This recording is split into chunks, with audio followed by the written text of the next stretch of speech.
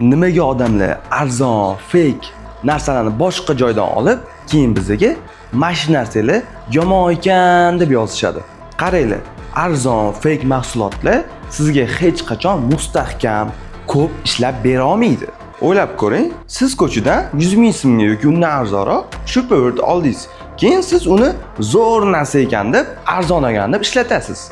Va 1-2 kundan keyin buzilib qoladi va siz unaqa ahamiyat bermaysiz-da, Instagramga kirib qolsangiz yoki Facebookga kirib qolsangiz, xuddi shu mahsulotni yoki Aykarvon yoki boshqa brend reklama qiladi va siz kommentariyaga yozib, kommentariyaga shu mahsulotinglar yomon ekan deb yozasiz. Bu скорее всего yaxshi mahsulot hech qachon 100 ming so'mga yoki undan arzonroq sotilmaydi.